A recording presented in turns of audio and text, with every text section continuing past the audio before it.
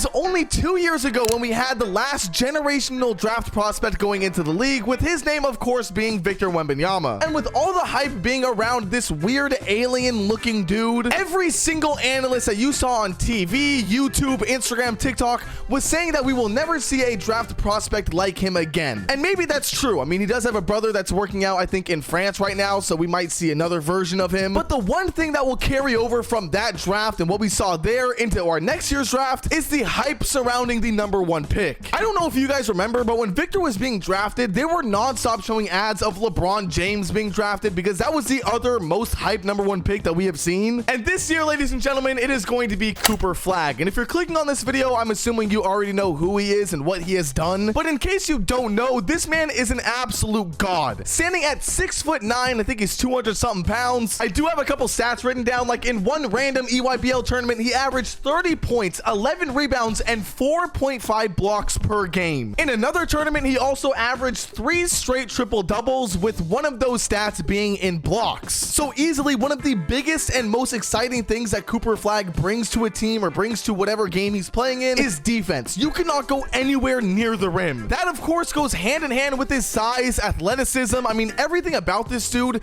just screams NBA talent. But I know what you're thinking, right? He's still a young player. He has a lot of things to go through. He hasn't even played a year in college yet, so there's no way he's really good enough to play against NBA talent. Besides the fact that he was just on the Team USA select team and nearly won a game against the best Team USA roster we've seen in history. I mean, it's absolutely insane. I know that Kawhi Leonard just dropped out of Team USA, and I seriously think they could replace that slot with Cooper Flagg, and they would be even better than if they were to add Derek White. Like, it is insane how NBA ready this guy is, and he went into this game with no fear. He did say later on in the post that he was nervous going into the game, but you could tell just watching him play, he was ready to be himself and play his style of basketball, which is like what I said earlier, playing a lot in the paint, a lot of mid-range stuff, blocking, defense, whatever it is. He was out there playing like himself against some of the best players in the world. Also, besides the fact it's been a decade since we last saw, I think, a college player on a Team USA select team, he was also picked as the best player on the team. This is a team with other NBA players. Like, I think Jaime Jaquez was on that roster. I think, I could be wrong about that, but I do know that Paz was on there. Keegan Murray was on there.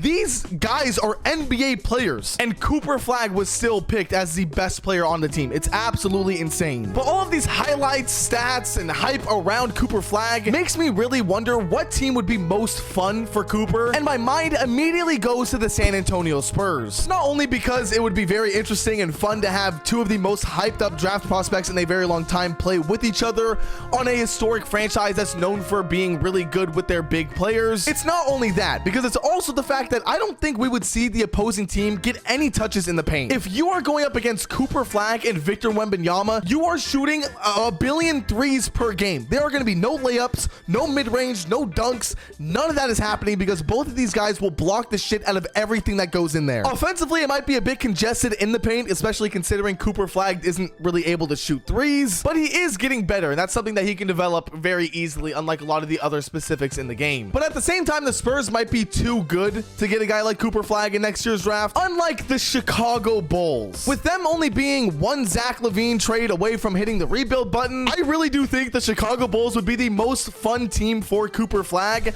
I don't know if they would be able to build around him and actually make a championship roster and really do anything with his career, but there's just something about Cooper being in a Chicago Bulls jersey that it just feels so right. There's something just perfect about seeing it. You also have the Brooklyn Nets, who are kind of in the same situation as the Chicago Bulls, in my opinion, where they're doing their rebuild, but if Cooper Flagg were to go there, I don't think they would be capable of building a successful team around him and something that could really push for something in the East. But there is one team that I truly do believe could actually build something and make something of Cooper Flagg and his abilities, and I can't believe I'm saying this, but it's the Charlotte Hornets. Just give me one fully healthy season of LaMelo Ball right alongside Brandon Miller and a lot of other moves that they could make for this team. I think they are building something actually very nice over there. And if they get Cooper Flagg, I'm telling you, they are only 2 seasons away from being in the playoffs. Like, not the play-in tournament. I think they could make that 1 year with Cooper Flagg, but 2 years in, they will be a solid playoff team. And as long as they build other things around those guys, and they could really get those glue guys and really just shift the culture surrounding the Charlotte Hornets, because they are are known as a losing franchise, a franchise that doesn't do anything. If they could change that culture, which I do think Brandon Miller and Cooper Flagg could do, they can easily make something happen here. I do have a very small questioning whether LaMelo Ball will be a Charlotte Hornet for much longer. He seems like the type of guy that doesn't really care about winning, but cares more about just kind of getting his bag and going about his day. But maybe I only feel like that because I haven't seen him win yet. So I'm just like, all right, he's just gonna go get another tattoo. Some other teams that I have on my list here is the Wizards and Pistons. I do think the Pistons would be an interesting place for Cooper Flagg. It's kind of the complete opposite of the Chicago Bulls for me, where I just feel like it will be kind of a sad place for him to land. Same with the Washington Wizards. I mean, no disrespect if you're a fan of either of those teams. I will say I prefer him to go to the Detroit Pistons over the Washington Wizards because the Wizards just got, they get Ricochet or did they get